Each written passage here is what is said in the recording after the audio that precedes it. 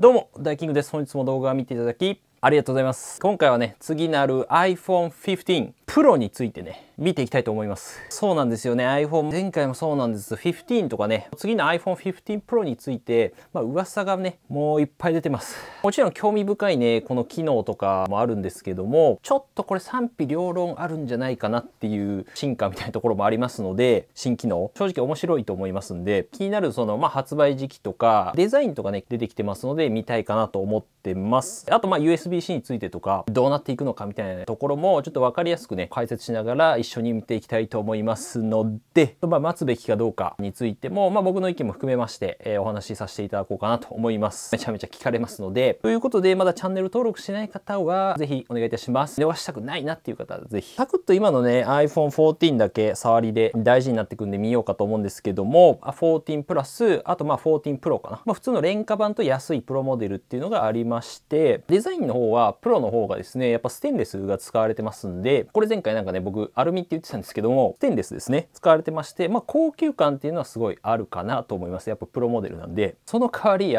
重いですよね。はい、重量がね。14モデルは軽い。わかりやすく言うと、14 Pro が、その高級腕時計みたいなイメージで、iPhone 14の方はカジュアルな時計のイメージなんですよね。よく言えば重厚感あるプロモデルなんですけども、で大きい性能面の違いとしては、2つですね。カメラと、ディスプレイ。14 Pro でですね、4800万画素の高画質なカメラ乗りました。それだったりとか、画面についてはそのダイナミックアイランドっていうですね、上のノッチの部分がですね、なくなって、画面がこう生き物みたいにね、機能によっていろいろタイマーが動いたりとかいろいろあります。これ地味に便利なんですけども、僕も14 Pro 今使ってるんですけど、金がね、非常に満足でございます。ややただね、バッテリーとかに不安があったりとか、14 Pro に関しては、重さに関しては、僕は慣れたんですけども、結構やっぱ軽い iPhone から変えた人は、重くてやっぱもうやめましたみたいなっていうコメントとかあったりしたんで、レビュー動画ですね、詳しく話してるんで、コメント欄でね、結構見てもらうと面白いんじゃないかな。iPhone 結構点あたりとか変えて、ここが良かった悪かったみたいなと書いてくださってますんで、ありがとうございます。コメントね。半年レビューね、今準備してるんで、チャンネル登録して待ってもらえればなと。はい。あとアクセサリー類も、こちらはもう好評だったりするんで、便利に使えるものですね。で、じゃあ次のiPhone 15じゃあどうなるのかっていうのが気になるところなんですよね。気になりますよね。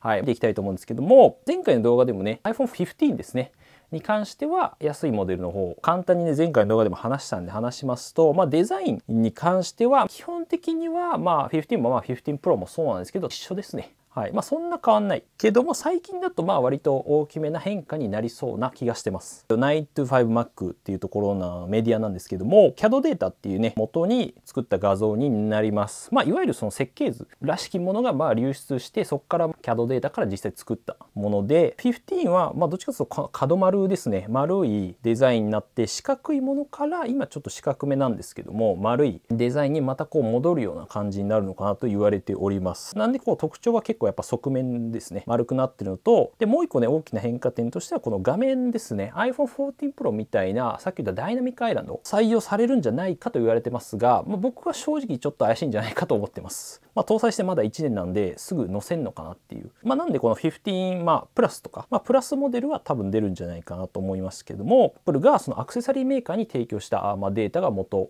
で多分流出したんじゃないかっていう話ですね。全体的に丸いデザインで持ちやすそうなのあるんですけども、安っぽい感じもしなくはないかなと、確かコメントでいただいたんですけども、昔の iPhone5C みたいなねイメージになるのかなと思います。側面的にはこんなチャッチーデザインではないと思うんですけど、この 5C はねあんま売れなかったんで、一応15とこの15 Pro ですね、今回メインであるこれの比較ですが、カメラとかはおそらく同じで、ライダーセンサーとかもプロモデルのみですね。ライダーセンサーについてちょっと後ほど説明します。で、注目ポイントがですね、我らの USB-C ポート、こちら搭載ですね。どうやら両モデルともどちらともにですね、ライトニングから解放されると。解放宣言ですね。ライトニングからの。さすがにその EU の法案っていうね、ヨーロッパの法律が今通ってますんで、さあどうするんだアップルって感じなんですけども、カメラの出っ張りはかなり結構出てるのかなっていう感じがしますね。この CAD データ見る感じでは。ここら辺も結構賛否両論、あるというか、14 Pro でもね、カメラが出まくってなんか気持ち悪いですっていうね、コメントもね、結構いただいたんで、アイスユニバース氏っていう方から、iPhone 15 Pro ですね。Pro Max かな。もしかしたら15 Ultra みたいな、ね、話もあるんですけども、ツイートなんですけど、画画像が出ておりまして、これも前回ね話したんですけど、丸みを帯びたデザインっていうのは同じで、特にその画面の縁ですね、いわゆるベゼルっていうところが結構薄くなるんじゃないかと言われておりまして、カメラとか背面とか多分同じように見えますね。これ前回間違えてたんですけど、ステンレスがね今使われてたんですけど、チタン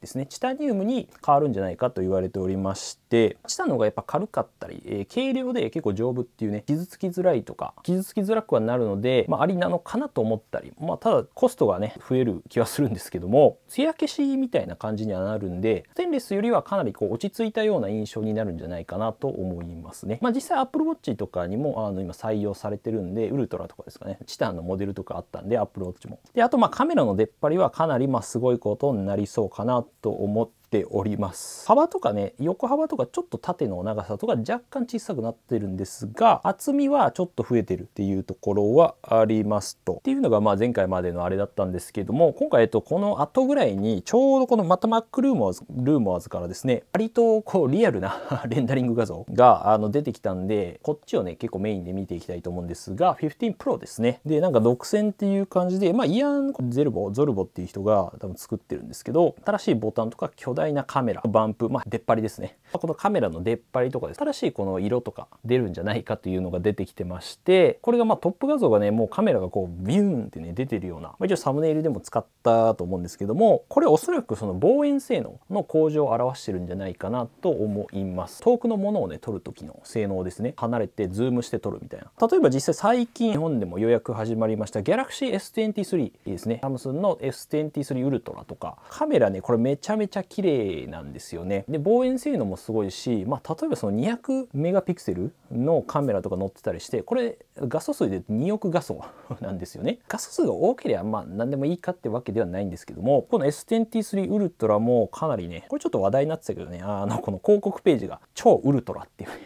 わけわからん広告の何超ウルトラってね、面白いんですけども、実際に僕触らせてもらったんですけど、ズームしてもねめちゃめちゃ綺麗ですね。光学ズームが、10倍まで、光学ズームっていうのはちょっとこの望遠カメラにしても非常にこう画像が綺麗に撮れるんですけども、最大で100倍ズームまでいけるんですけども、多分月ぐらい撮れるようなやつですね。非常にこう鮮明な写真が撮れまして、これパラフ君のツイッターのやつですけど、勝手に使ってますけど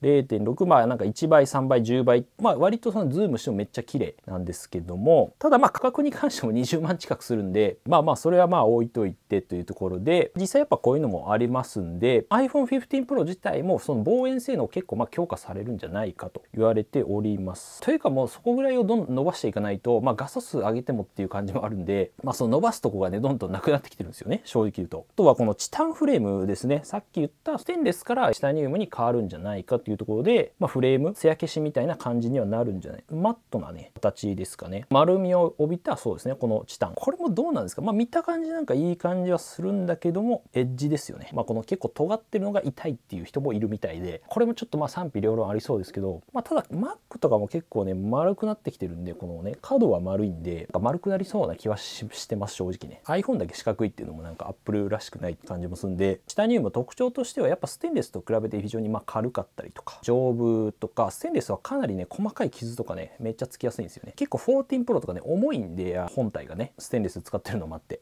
そこら辺は期待したいかなとは思いますが、ただカメラがでかくなるんで重さあんま変わんないような気がしてます、正直ね。カメラサイズはやっぱりでかくなってると、この画像とか見るとすんごい出てるんですけどめちゃくちゃ出てますね。これはちょっと気持ち悪って思った人もいるんじゃないかなっていうね。タピオカみたいな、なんか本当にタピオカ。CAD ファイルから見ると、ここのレンズの突起が、14 Pro も結構出てるんですけど、それの2倍っていう風にね記事ではありましたね。望遠カメラとか入ると、このカメラの大きさっていうのは熱くなるんじゃないかなっていう感じはしますね。どうしてもねアイコニックな感じになるっていうところもあるのかなと。アップグレードを向けて動いてるということで、光をキャプチャー、多分どうだろう、センサーサイズがまたちょっとでかくなるのか分かんないですけども、光をキャプチャーいろいろ取り込んだりとか、逆にこう取り込みすぎたらちょっと下げるとか、そこら辺多分センサーサイズというものが上がると、かなり本当に一眼レフとかに近づくんじゃないかなと思います。センサー自体もソニーがですね、アップルに提供するんじゃ、最新のやつをね提供するんじゃないかっていうところで、かなりその光とかに対して強くなる。なんで光が強すぎると逆に下げたりととか、まあ多分閉じたりとかね、F 値とか言いますけど、ソニーがやっぱかなりやっぱ強いみたいですね、カメラについてはね。あと USB-C ですね。さあここに関してはどうなるかっていう感じもありますが、全てのモデルに登場するんじゃないかと、まあ、今のところは言われております。された画像に基づいてユニークな金属サラウンドですね。まあなんでこのチタンの感じがねこれ出てますけども、まあシルバーとか結構どうだろうね。プロッチもなんかいい感じだったんで、塗料をね上から塗るみたいな特許も、まあ、確か取ってたんですよね、アップル。チタニウムを綺麗に見せる技術を持ってるとは思うんで、まあどういうデザインになるのか気になりますけど、まあこんな感じになるのかなっていう気はする。ただまあ USB-C に関しては MFI 認証を入れるんじゃないかっていうところで、その認証されていないもの以外だと、例えば充電スピードがちょっと下がったりとか、データ通信、データね、転送スピードがちょっと下がったりとかっていうのはまああるんじゃないかなと思います。はい。ちょっとこれ後ほどね、これも賛否両論のところあるんで、ちょっと詳しく話しますけども、あとはこの触覚音量とミュートボタン、ボタンのね変更があるんじゃないかと言われてますが、ただなんか今日見たやつではやっぱり諦めたみたいな、まあこれちょっとどうなるかわかんないんですけど、ミュートボタン、ここにあるカチって消音、音が鳴らないようにするとか、この音量ボタンとか横の電源ボタンが、まあ、触覚物理ボタンじゃなくて、こうタッチしたら反応を返してくれるようなものに、まあ、感圧式って言ったりするんですけど、そういったものに変わるんじゃないかと言われております。押し心地が良くなったりとか、その反応が返せるんで、なんかいろんな振動の結構表現がですね、割と豊かになるんじゃないかなとか、勝手に僕は思ってますけど、このタプティックエンジンっていうのがね、まあ、1個しか入ってないんですけども、まあ、これが3台ぐらいになるんじゃないかっていうところ、振動が強いというよりはなんかいろんなこうパターンができるんじゃないかなっていう気はしてます。まあただこのSIM カードスロットがその分なくなるんじゃないかっていう話はありまして、まあ実際今北米版かな、アメリカの方の iPhone14 モデルから SIM カードスロットないんですよね。まあ、SIM カードその通信ですね、機種変更する時とかプチってちっちゃいねチップみたいなとこに入れると思うんですけども、それ入れるとこがまずなくなるんじゃないか。それがまあグローバルモデル、まあ世界の販売する日本はどうなるかわかんないですけども、カードスロットなくなるんじゃないか。まあこれはちょっと賛否両論ある感じがして、 eSIM っていうものに物理的な SIM カードじゃないものがあるんですけど、今実際ね、まあいい点としてはもちろんオンラインで、まあ、すぐなんか開通できたりとかね、 SIM カード自体も差し替えとかもまあいらない、デュアル SIM とか、まあ、例えばなんかドコモとソフトバンクの回線を2つ入れれたりとか、まあそういうのもできるんですけど、あとまあ例えばじゃあスマートフォン取られてもその紛失の恐れがないというか、取り出せないんで正直ね。ただまあデメリットとしては結構まあ設定にまだね、その IT リテラシーというかめんどくさいんですよね、やっぱ。あとまあ使えないキャリアとかもありますし、まだちょっと知識が必要っていうのと、逆にこれ端末の切り替え面倒だなっていうのもあって、SIM カード取ってもう一個の方に差し替えれば通信できたのが一個一個こう設定しないといけなくなっちゃうんで、ここら辺はちょっと議論を呼びそうですけどね。ただそのうちでもなくなるんじゃないかなと思います。まあ、15はさすがになくならない気がするけどね、僕は。ベゼルですね、さっき言ったように、まあ画面ね、結構ベゼルがすっきりした感じで、これが15と14 Pro か、14 Pro の比較ということで、パッと見わかんないですけどね、正直ね。まあでもやっぱりかなりもうほぼないように見えるっていうか、で最もエキサイティングな変化はこの新しいカラー、赤色カラーコードがなんか 410D0D って書いてあるけど、ホワイト今、まあ、スペースブラック、まあ、ゴールドか、まあ、シルバーみたいなやつ、シルバー、まあ、スペースブラックゴールド、まあ、ディープパープルが新色で、出ましたが、ディープレッドみたいな感じなのかな、わかんないけどグレン色みたいな感じのやつ、まあポップな赤色とかはやっぱりね、安い廉価版の方のモデルであるんで、まあ、どっちかというとこの色が暗めで高級感を維持しつつみたいなところはある。まあこの赤もなんかかっこいい感じはしますよね。まあわかんないけどね。というのがちょっとね、今デザインの変更点でありました。まああくまでまだリーク段階なので、まあどうなるかわかんないですけど、でも結構まあ近い形にはなると思いますね。iPhone 15、15 Pro どう思いましたか？ぜひコメントいただければなと思います。はい。ということで、まあ簡単にね、まあ、前回同様に、まあ、進化点みたいなところをババッと見ていきたいと思うんですけども、まず、まあ大きい点で言うと、まあディスプレイかなっていうところ、ダイナミックアイランドの iPhone 15への搭載ですよね。僕は正直ちょっと懐疑的なんですけども、まあ実際中国のサイトの方から、その iPhone 15、15 Pro のフロントガラスと見られるものがですね、まあ、このシュリンプアップルプロかな出てますと。信憑性を確認することができましたと。でおりますが、で、まあよく見ると、やっぱりこのベゼルの太さっていうのが、黒い縁が、まあ、細いものと厚いものがあって、見たところどっちもダイナミックアイランド搭載になってて、左の方のね、2つは、まあ、ベゼルがこう薄いという感じではあります。対してこの右側の iPhone 15と見られるものは、ちょっと厚い、比べてみればわかるんですけども、今見たね、画像とかでも、CAD 画像とかでも、まあ、ベゼルの細さっていうのは目立ったので、薄さ、最薄ぐらいになるんじゃないかなと思います。ただまあ、その 120Hz の対応とかはないと思うんで、基本的にやっぱプロモデルの方にプライオリティがあるような感じではあります。で、最近出てきたものでは、このロスヤング氏ディスプレイのね、これ専門家の方ですが、まあ大体体2025年にその 120Hz のね、ちょっと滑らかに見えるディスプレイを搭載するんじゃないかと、廉価版のモデルの方にもありますんで、どんどんこう点みたいにね、2027年までこうなっていきますみたいなのありますけど、そのうち多分画面内にフェイス ID 埋め込まれたりになるんじゃないかなと思いますけどね。あとはこのライダーセンサーの進化っていうのね、ありまして、多分 99% ぐらいの人は使ってないと思うんですけども、なんだよって思って、このカメラの横に黒い点がね、あります。丸い右下ぐらいかな。これで、こっからの光っていうのがね、要するにライダーセンサーなんで、なんかレーザーの光みたいな、実際目では見えないですけど、物体とのこの距離を測れるんですよね。光の反射を利用して、こっからその物体の距離を光ビーって出したらここまでで、帰ってきた当たって帰ってくる時間とかで分かるらしいんですよね、距離が。僕もその細かいことは分かんないですけど、奥行きの結構記録ができたりするんで、割とこの 3D マッピングみたいな映像とかが簡単に作れたりします。スキャンユニバースっていうね、僕アプリで結構使ったりしてるんですけども、映像がアプリね簡単に撮れちゃうんで、この 3D の映像が、これ結構面白いですよ。なんで今後やっぱりその AR とか VR とかメタバースとかね話題のものありますけども、そこら辺と非常に関連してくるのかなと思います。なんかソニーのねセンサーを使うみたいな噂もありますんで、ヘッドセットとかね今後出てくるかもしれないんで、ここら辺とのこの活用がねどうなっていくのかっていうのは気になるところです。あと Wi-Fi 6E の対応とか、今年発売された Mac とかにも Wi-Fi 6E とか、Bluetooth 5.3 とか新しいの載ってたんで、多分 iPhone にも載せるんじゃないかなっていう 2.4GHz と5GHz っていうのがありまして、高速道路でよく例えられますけども、それのもう一個上の 6GHz っていうなんか別の高速道路みたいな、そっちを使うことで早く通信できると感じですかね。はい、その道路の広さ自体も周波数なんか広いんで、結構なんていう車がいっぱい通ってても、いろんな Wi-Fi ね機器がつながってても早く通信できると、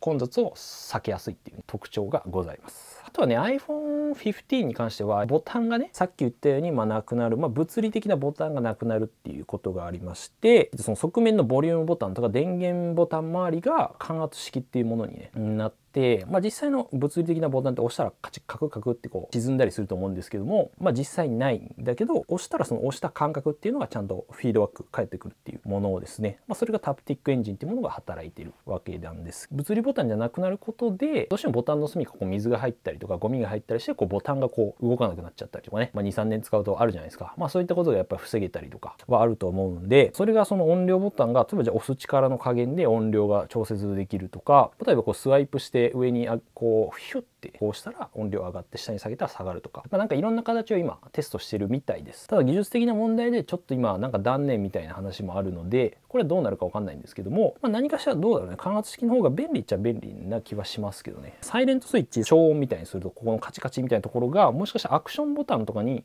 変更っていう可能性があって、何かっていうと、アップローチウルトラとか入ってるんですけども、例えば自分の好きなアプリを割り当てることができて、例えばじゃあ、ペイペイここを押したらペイペイがピッて起動するとか、何でもいいんですけど、それはショートカットボタンみたいな感じですよね、イメージとしては。今その背面タップしたらスクリーンショットできるとか、背面タップっていうね機能はあるんですけど、それのボタンバージョンみたいなのがつくかもしれないです。アクションボタンってやつがね、いろいろなパターンがありそうなので、なんかいろいろね楽しみですけどね、ここら辺もね。 USB-C のね搭載ですよね。ここは正直どうなるかわかんないんですけども、 EU 自体がその、スマホとかね含むその電子デバイス販売 USB-C が搭載したものじゃないと、その例えばヨーロッパで売ると販売を許さないっていうね義務付けっていう法律が通っております。ここもそのアップルの幹部の方も、これはもう法律なんでもう遵守しないといけない、つまり USB-C 搭載を示唆するようなコメントを出したりもしてますので、おそらく出るのは確定的なんじゃないかなと思いますが、ただ今回出るかどうかは分かんない。というのも、今回この法改正に関しては猶予期間があって、2024年の12月いっぱいぐらいまでが猶予期間はあるので、それまでは逆にライトニング端子でもいいわけなんで、iPhone 16ぐらいまでは別にライトニング搭載しても法律違反ではないんですよ、ギリギリ。ただライトニング廃止して USB-C になるんじゃないかと言われてはおります。 MFI 認証を入れるんじゃないかっていう話もあって、いわゆるこのアップルが求めるクオリティをじゃあ満たしてますよ、この例えばケーブルはとか充電器とか、こういったマークを見たこともあると思うんですけども、街中でこれいわゆるロイヤリティビジネスってわけで、公にはこれ公開されてないんですけども、おそらく大体1個、ケーブルとか1個につき大体4ドルぐらいをアップルに払わないといけないっていうね、払ってるんじゃないかって言われてる。なんでこのマークがついてるとちょっと高いと思うんですよね。普通のケーブルよりは、ついてないやつよりは。じゃあ MFI 認証ね、ないやつに何が起こるのかっていうところですけど、今言われてるのであれば、そのデータ通信、急速充電の、充電スピードがちょっと限られるみたいな。ゴリゴリそんなどこまで制限されるかわかんないですけども、そういった可能性があるっていうところで、ここら辺はやっぱりちょっとうまいなっていう感じがあって、結局なんでライトニングが本当 USB-C に変わるだけなのかっていうそこでやっぱちょっと儲けようっていうところはあるんで、このケーブルビジネスはかなり、ね、収入源、アップルのね大きな収入源なので、ただもちろんなんでそのユーザーを保護できるっていう大義名分もあるんで、変なものをつかませないっていうね、そこら辺うまいなと思います。どうですか皆さん、ここら辺もどう思うか、ぜひコメントしていただければなと思います。最後じゃあ15 Proですね。待つべきかどうかっていうところですけども、別に待つ必要はないかなと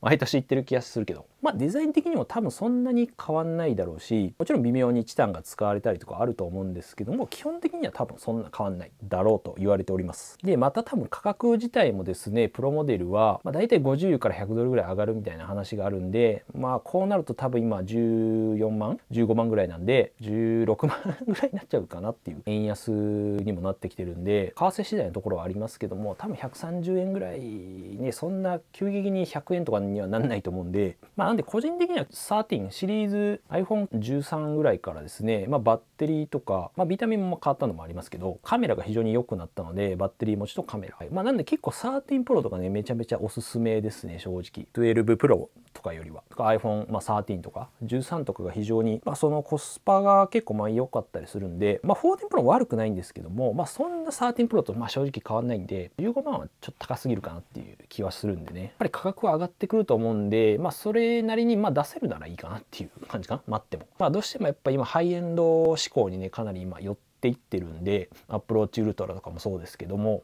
高くてもやっぱお金持ってる人は買うんで、我々庶民には厳しいんですけども、あと大体9月に出るんで、その発売前っていうの3ヶ月ぐらいは結構投げ売りとかされるんですよね。14 Pro とかわかんないけど、13 Pro とかも安くなるような気がするんで、キャリアとかがね結構在庫なくしたいんで、そこら辺を狙ってもいいかなと思いますんで、特に待つ必要はないかなと思います。といつつもiPhone 14 Pro のレビューとかですね、あとアクセサリー類についてもいろいろとまとめてありますので、ぜひね、今日から便利に使いたいみたいな方使ってみてください。あとMacBook とかもですね、今レビュー準備してますので、気になる方はぜひねご覧いただければなと思います。はい、ということで今回もありがとうございました。また次回の動画でお会いしましょう。良い一日お過ごしください。バイバーイ。なんかすごい鼻が痒かった。iPhone は高くなると思うんで気長に待つのがいいのかな。まずは6月ですね、WWDC どうなるかね、楽しみです。